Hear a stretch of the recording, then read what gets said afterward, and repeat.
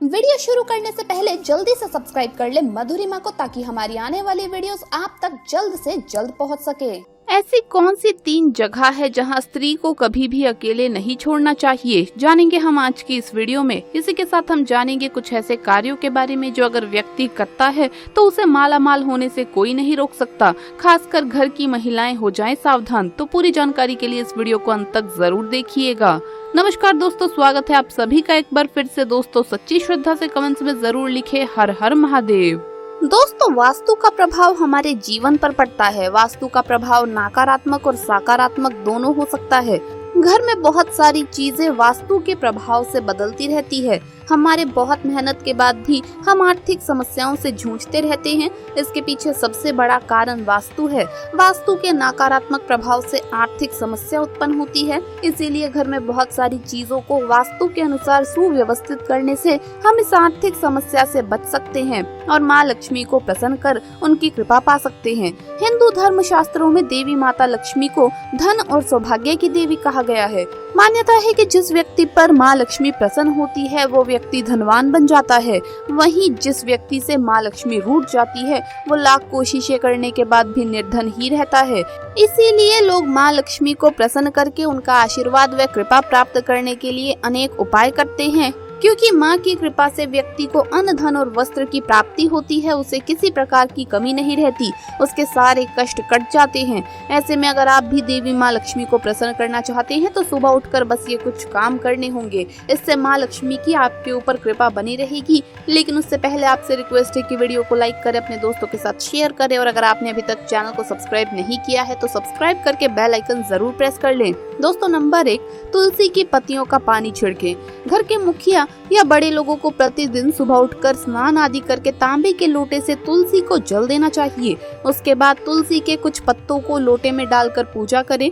अब इस जल को घर के सभी कोनों में और मुख्य द्वार पर छिड़कें। इससे घर की नकारात्मक ऊर्जा दूर होगी और सुख समृद्धि आएगी। नंबर 2, इन मंत्रों के साथ तुलसी को अर्पित करें जल।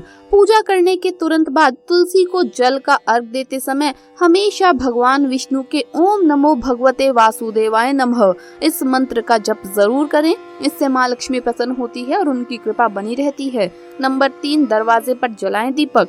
प्रतिदिन सुबह घर की साफ सफाई करके स्नान आदि करें और उसके बाद पूजा करके घर के दरवाजे पर दीपक अवश्य लगाएं। मान्यता है कि इससे घर में माँ लक्ष्मी का आगमन होता है। नंबर 4, सुबह उठकर माता पिता के पैर छुएं। हर मानव और देवी देवताओं के लिए माता पिता का स्थान बहुत ही उच्च होता है। रोज सुबह सोकर उठने के बाद माता पिता के पैर छूने से घर में पॉजिटिव एनर्जी और शांति का वातावरण बना रहता है। इससे आत्मविश्वास बढ़ता है जो प्रगति का मार्ग आसान करता है।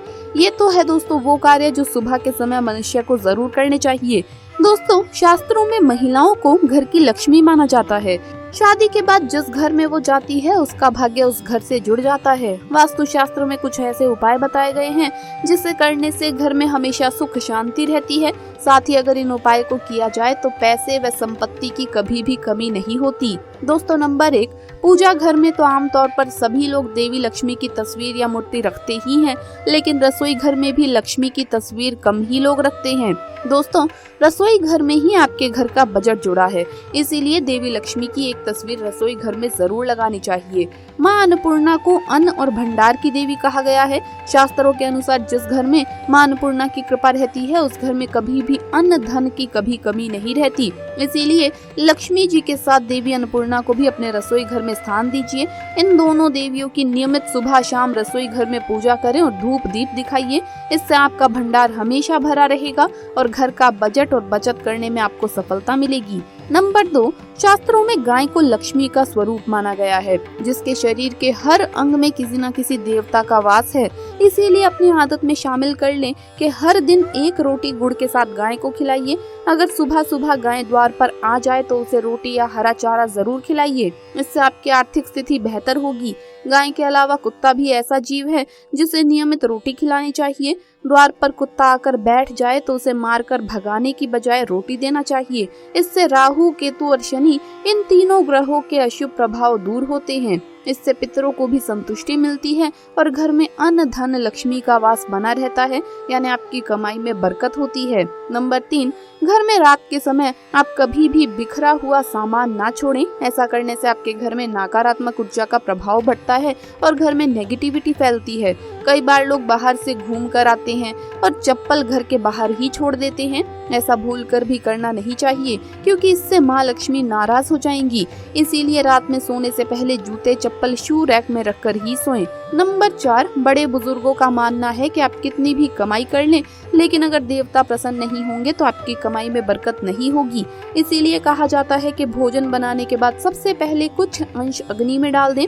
अग्नि में डाल देने से ये भोग बन जाता है और देवताओं तक अंश पहुंच जाता है। यही कारण है कि शास्त्रों में कहा गया है कि भोजन हमेशा शुद्ध होकर बनाना चाहिए।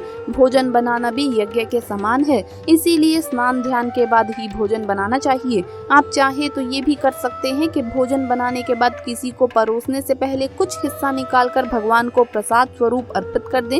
इसके बाद घर के सदस्यों को भोजन परोसे। ये भी ध्यान रखें कि भोजन हमेशा दक्षिण कोण में रखें। नंबर 5, हम सभी अपने इष्ट देव की पूजा अपने हिसाब और विधि विधान से करते हैं। जब हम इष्ट देव की पूजा करते हैं तो उन्हें चावल अर्पित करते हैं, जिसे हम अक्षत कहते हैं।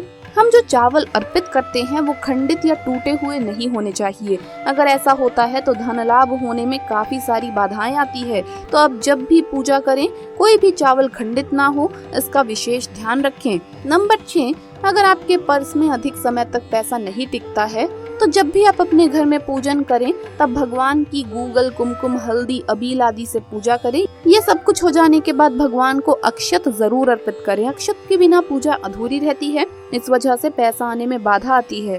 दोस्तों आइए अब जानते हैं उन 3 जगहों के बारे में जहाँ एक महिला को कभी भी अकेले नहीं जाना चाहिए।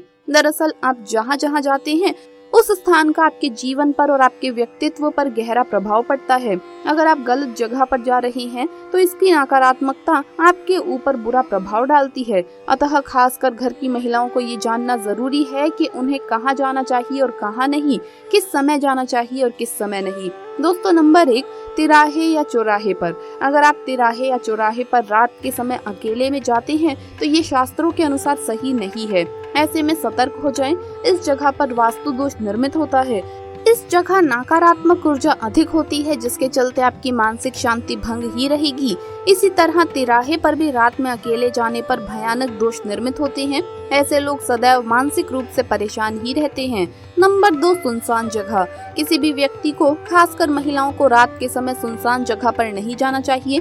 कई लोग एकांत में रहना पसंद करते हैं, इसके चलते वो सुनसान जगह पर चले जाते हैं। लेकिन ऐसी जगहों पर बुरी शक्तियां पूरे तेज में होती है और आप पर हावी हो सकती है। ऐसे में सुनसान जगह पर ज्यादा समय व्यतीत नहीं करना चाहिए और खासकर रात के समय तो कभी भी महिलाओं को तो भूल कर भी सुनसान जगह पर नहीं जाना चाहिए। नंबर 3, शमशान घाट।